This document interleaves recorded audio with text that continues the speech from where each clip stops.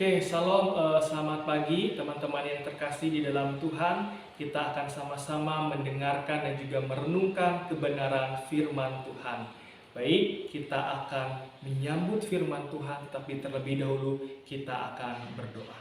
Bapa di surga, terima kasih Tuhan untuk kesempatan pagi yang indah ini, di mana kami sama-sama akan mendengarkan dan merenungkan sabda-Mu. Tuhan, tolong berkati setiap hati dan pikiran anak-anak-Mu, sehingga anak-anak-Mu boleh mendengar, tapi bukan hanya mendengar, dan juga melainkan melakukan kebenaran firman Tuhan. Tuhan, berkati juga hamba-Mu yang penuh dengan keterbatasan, sehingga hamba-Mu boleh menyampaikan firman Tuhan dengan baik, sehingga anak-anak-Mu boleh menerima sabda-Mu yang kudus ini. Terima kasih Tuhan, hamba-Mu menyerahkan ibadah ini, pemberitaan firman Tuhan ini ke dalam tangan pengasihan-Mu. Hanya di dalam dan demi Yesus Kristus kami berdoa dan kami bersyukur. Amin. Oke teman-teman, kita akan sama-sama mendengarkan kebenaran firman Tuhan yang terambil dari Amsal 22 ayat yang ke-29 dan juga 1 Petrus 2 ayat yang ke-12. Kita akan baca satu persatu. Amsal 22 ayat yang ke-29 berbunyi demikian. Pernahkah engkau melihat orang yang cakap dalam pekerjaannya? Di hadapan raja-raja ia akan berdiri, bukan di hadapan orang-orang yang hina. Kita lanjut dalam 1 Petrus 2 ayat yang ke-12 berbunyi demikian. Milikilah cara hidup yang baik di tengah-tengah bangsa-bangsa bukan Yahudi, supaya apabila mereka memfitnah kamu sebagai orang durjana, mereka dapat melihatnya dari perbuatan-perbuatanmu yang baik dan memuliakan Allah pada hari Ia melawan mereka. Nah, teman-teman yang dikasihi oleh Tuhan, ada pepatah yang mengatakan, jika kamu ingin melihat masa lalu, maka lihatlah kamu sekarang. Tetapi jika kamu ingin melihat masa depan, maka lihatlah apa yang kamu lakukan saat ini. Teman-teman, pada hari ini bertema bagaimana kita memiliki kunci menuju keberhasilan di masa depan. Pepatah ini sederhananya begini teman-teman. Setiap orang tua pasti menginginkan anaknya lebih daripadanya. Lebih sukses, lebih pintar, dan juga lebih lainnya. Nah, maka dari itu kita dididik dari kecil. Kita disekolahkan, ya, dan nanti kita akan dikuliahkan. Hingga akhirnya kita dapat meraih cita-cita dan kita pun bisa bekerja. Nah, apakah itu bisa dilakukan secara instan? Oh, tentu tidak, teman-teman. Semua itu butuh yang namanya proses.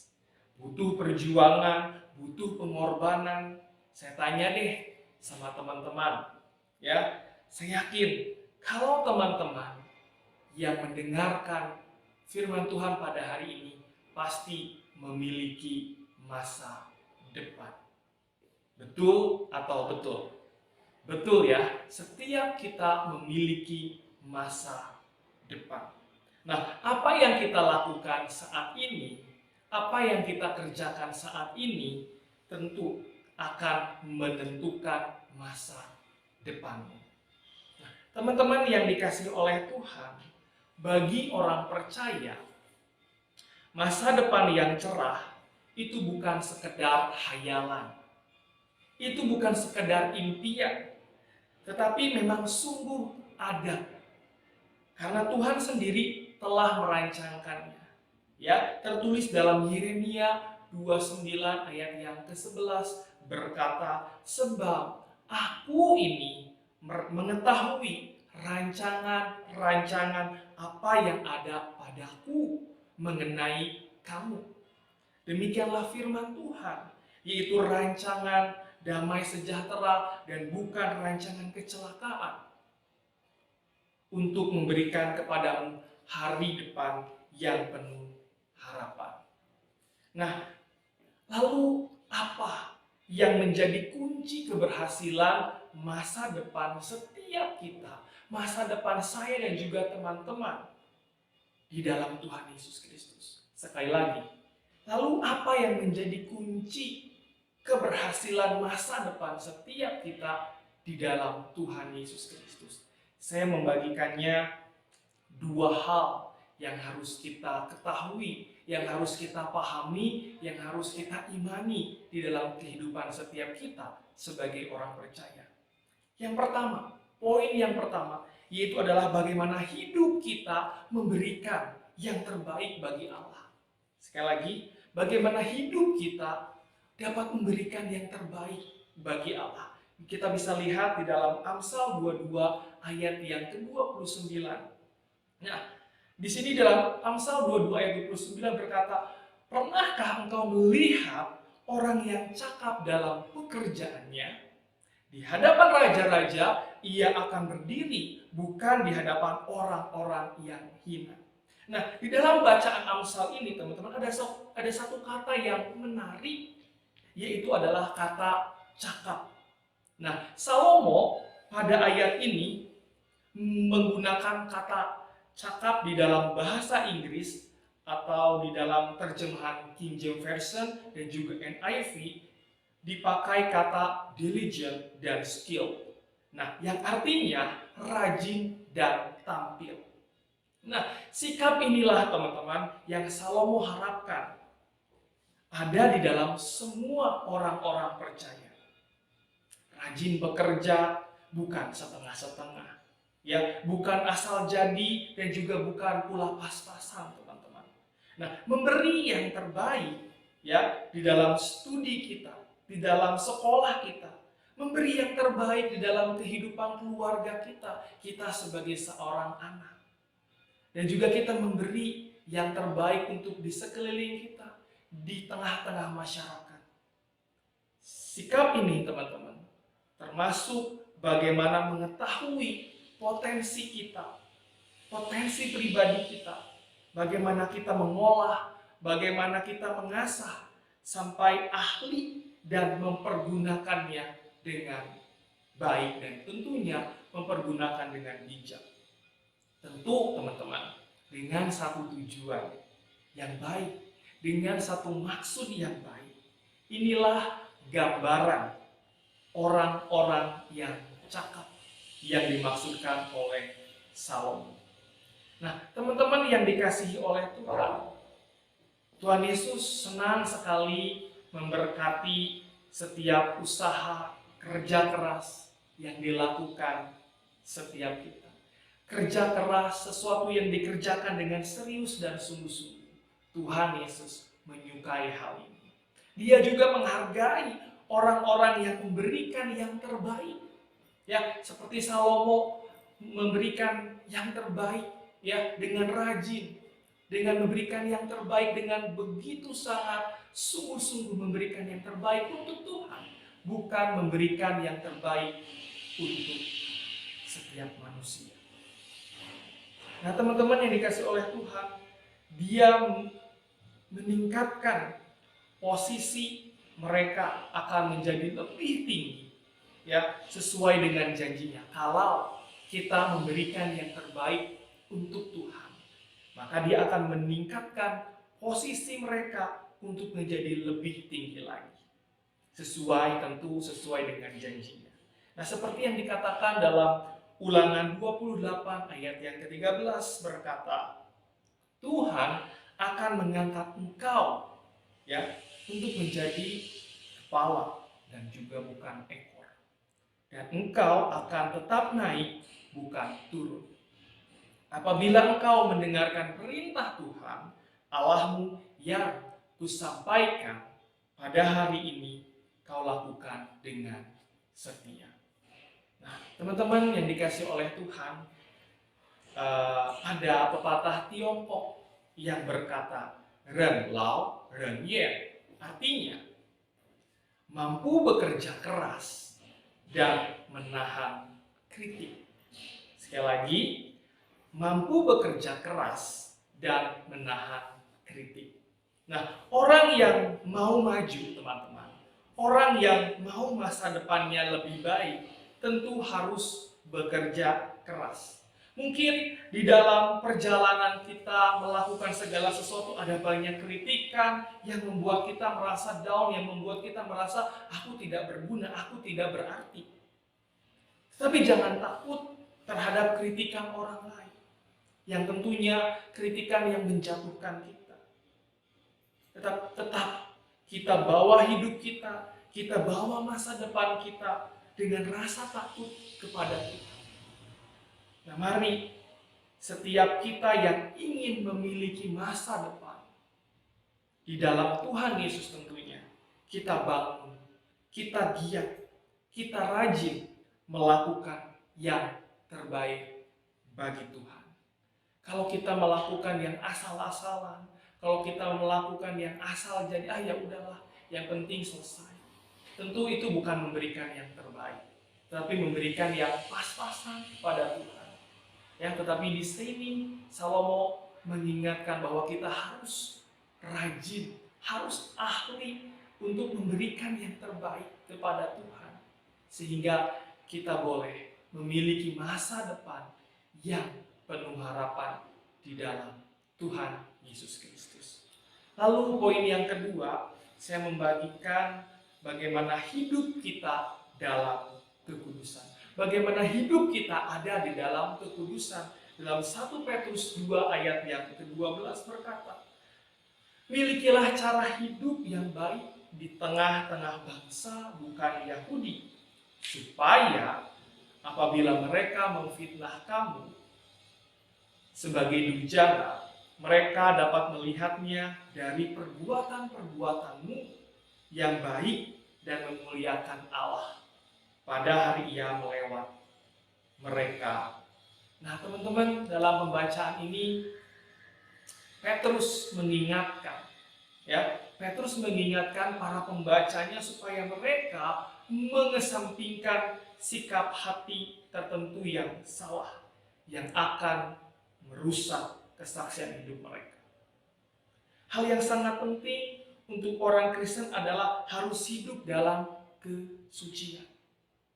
Bagaimana seorang Kristen, sebagai seorang percaya, kita hidup dalam kesucian, hidup dalam kekudusan, yaitu menurut standarnya Alkitab. Nah, untuk dapat hidup dalam kesucian, teman-teman, seorang harus mengalami yang namanya kelahiran kembali, hidup baru, dan hal ini menerima Yesus Kristus sebagai Tuhan dan Juru Selamat pribadi setiap kita.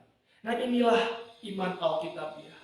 Karena seorang Kristen baru dapat dikatakan Kristen sebagai seorang percaya bila ia telah melewati titik start sebagai orang yang telah lahir baru. Apakah teman-teman sudah lahir baru? Sebagai seorang percaya, tentunya harus memiliki kelahiran baru di dalam Tuhan Yesus. Nah, seorang yang telah dilahirkan kembali menurut Alkitab ini harus masuk proses pengudusan. Salah satu, teman-teman, kendala hambatan pertumbuhan iman adalah orang yang belum siap untuk meninggalkan dosa-dosanya. Kita sudah nyaman di zona nyaman kita. Kita tidak mau untuk bisa melangkah ke depan, untuk bisa meraih masa depan kita. Karena kita sudah nyaman dengan keberdosaan kita, kita sudah nyaman dengan keduniawian kita, sehingga kita saya tidak membutuhkan Tuhan lagi. Tapi firman Tuhan pada pagi hari ini mengingatkan bahwa hidup yang kudus, hidup yang berkenan di dalam Tuhan Yesus. Nah, teman-teman yang dikasih oleh Tuhan, dalam buku The Whole in Our Holiness menerangkan, begitu banyak umat Kristen tidak peduli lagi dengan yang namanya kekudusan saat ini. Nah, atau paling tidak kita tidak memahami apa itu kekudusan secara utuh. Miris teman-teman, kalau kita sebagai seorang percaya, tapi kita tidak menginginkan kekudusan itu di dalam kehidupan setiap kita sebagai seorang percaya. Tetapi di dalam buku ini juga mengajarkan kita untuk mengejar, ya, untuk mengejar kekudusan secara serius. Nah, siap untuk menjadi lebih serupa dengan Yesus. Siap untuk hidup dalam terang, kasih, ya, karunia yang menghasilkan kesalehan. Nah, tentu hal ini membantu kita untuk bertumbuh dalam kekudusan pribadi dan menikmati proses transformasi di dalam buku ini. Nah, teman-teman yang dikasih oleh Tuhan, kita dipersiapkan untuk memiliki masa depan. Sekali lagi, tentu kita dipersiapkan untuk memiliki masa depan.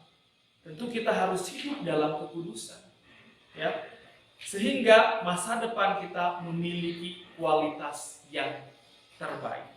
Sekali lagi, kita dipersiapkan untuk memiliki masa depan. Tentu kita harus hidup dalam kekudusan, sehingga masa depan kita memiliki kualitas yang terbaik. Teman-teman yang dikasih oleh Tuhan, ada seorang anak remaja yang pernah saya layani di satu gereja. Anak ini mengalami kepahitan terhadap orang tuanya, sehingga anak ini memiliki arah hidup yang kurang jelas, yang hidup enggak, mati pun tak mau. Saya pernah layani seorang anak ini, dan singkat cerita teman-teman, saya tidak berjumpa lagi dengan anak ini. Dan suatu ketika, suatu hari, tanpa disengaja, tanpa janjian karena sudah lost contact, saya bertemu dengan anak remaja yang pernah saya layani. Anak remaja saya menepuk pundak saya, "Kak," katanya gitu kan ya. Saya langsung kaget, saya langsung menoleh. "Oh, kamu," gitu kan, "bagaimana kabarnya?" "Kabar saya baik, Kak." Saya langsung berkata, "Bagaimana keadaan kamu dengan keluargamu?" Dan anak itu dengan pedenya, dengan lantangnya, "Saya sudah sembuh, Kak." Saya kaget. Maksudnya, saya sudah dilahir kembali. Saya sudah dipulihkan. Saya sudah lahir kembali. Saya sudah hidup baru di dalam Tuhan Yesus. Itu yang membuat saya sembuhkan. Itu yang membuat saya menjadi orang yang sekarang mempunyai arah dan tujuan di dalam Tuhan. Dan tentunya saya memiliki masa depan di dalam Tuhan Yesus Kristus. Karena Tuhan Yesus menolong saya. Tentu prosesnya tidak mudah, Kak. Ada banyak proses demi proses yang saya harus jalani, yang saya harus lalui. Tapi saya telah dimenangkan. Saya telah lahir baru, hidup baru di dalam Tuhan Yesus Kristus. Teman-teman yang dikasih oleh Tuhan, mungkin cerita kita berbeda, pergumulan kita berbeda, permasalahan kita berbeda dengan anak remaja yang saya alami, yang saya pernah layani. Tetapi percayalah teman-teman, kita menyembah Allah yang sama. Kita berdoa kepada Tuhan Yesus Kristus, Allah yang sama. Teman-teman yang dikasih oleh Tuhan, bagaimana kunci keberhasilan kita di dalam Tuhan? Itu adalah bagaimana kita, hidup kita memberikan yang terbaik kepada Tuhan. Bagaimana kunci keberhasilan kita di masa depan? Yang pertama, saya ulangi lagi, bagaimana kunci keberhasilan di masa depan kita? Tentunya di dalam Tuhan. Poin yang pertama, bagaimana hidup kita memberikan yang terbaik bagi Allah. Lalu yang kedua adalah bagaimana hidup kita ada di dalam kekudusan. Ketika kedua hal itu kita lakukan, kita akan mengerti, kita akan memahami bahwa keberhasilan di dalam Tuhan ada butuh proses, ada butuh yang harus kita lakukan, yang harus kita korbankan, memberikan yang terbaik dan juga hidup dalam kekudusan di dalam Tuhan Yesus Kristus. Saya mengajak teman-teman semua, mari kita melakukan kedua hal ini. Untuk apa? Bukan untuk saya, bukan untuk sekolah, bukan untuk keluarga, tetapi untuk dirimu pribadi. Ya, tetapi untuk dirimu secara pribadi. Karena Tuhan ingin melihat keseriusan kita untuk bisa memberikan yang terbaik, sehingga kita tahu kunci keberhasilan di masa depan kita bersama dengan Tuhan Yesus Kristus. Soli Deo Gloria, kita berdoa. Bapa di sorga, terima kasih Tuhan untuk firman-Mu yang mengajarkan kami, yang mengingatkan kami untuk memberikan yang terbaik, untuk hidup dalam kekudusan, sehingga kami seturut dengan kehendak-Mu untuk memberikan yang terbaik di dalam hidup ini, untuk menjaga kekudusan di dalam kehidupan ini, sehingga kami disebut sebagai anak-anak Tuhan yang takut akan Tuhan. Terima kasih Tuhan, biarlah firman Tuhan ini boleh mengubah hidup kami, mengubah pandangan kami tentang kesuksesan di dalam Tuhan Yesus Kristus. Terima kasih Tuhan, hamba-Mu sudah selesai berbicara, tapi biarlah Roh Kudus terus berbicara kepada anak-anak-Mu, sehingga firman Tuhan boleh terus menyertai kehidupan anak-anak-Mu. Terima kasih Tuhan, hanya di dalam nama dan demi nama Yesus Kristus kami berdoa dan kami bersyukur. Amin.